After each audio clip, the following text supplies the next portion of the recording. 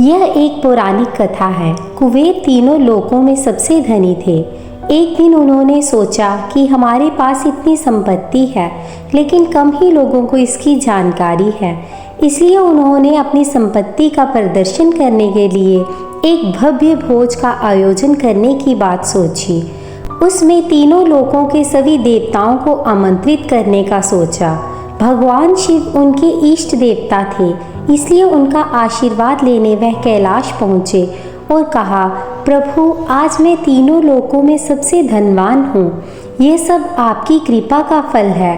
अपने निवास पर एक भोज का आयोजन करने जा रहा हूँ। कृपया आप परिवार सहित भोज में पधारने की कृपा करें। भगवान शिव कुबेर के मन का अहंकार ताड़ गए। बोले, बस मैं बूढ़ा हो चला हूँ, कहीं बाहर नहीं जाता। कुबेर गिड़गिड़ाने लगे, भगवान, आपके बगैर तो मेरा सारा आयोजन बेकार चला जाएगा। तब शिव जी ने कहा, एक उपाय है। मैं अपने छोटे बेटे गणपति को तुम्हारे भोज में जाने को कह दूंगा।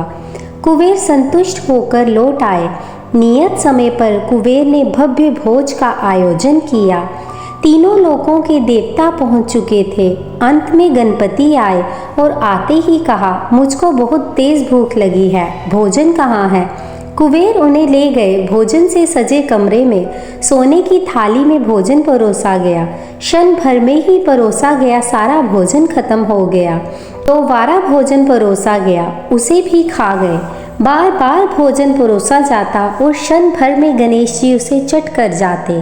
थोड़ी ही देर में हजारों लोगों के लिए बना भोजन खत्म हो गया, लेकिन गणपति का पेट नहीं भरा। वे रसोई घर में पहुंचे और वहां रखा सारा कच्चा सामान भी खा गए, तब भी भूख नहीं मिटी। जब सब कुछ खत्म हो गया तो गणपति ने कुबेर से कहा, जब तुम्हारे पास खिलाने के लिए कुछ था ही नहीं तो तुमने मुझे न्योता क्यों दिया था? कुबेर का अहंकार चूर चूर हो गया।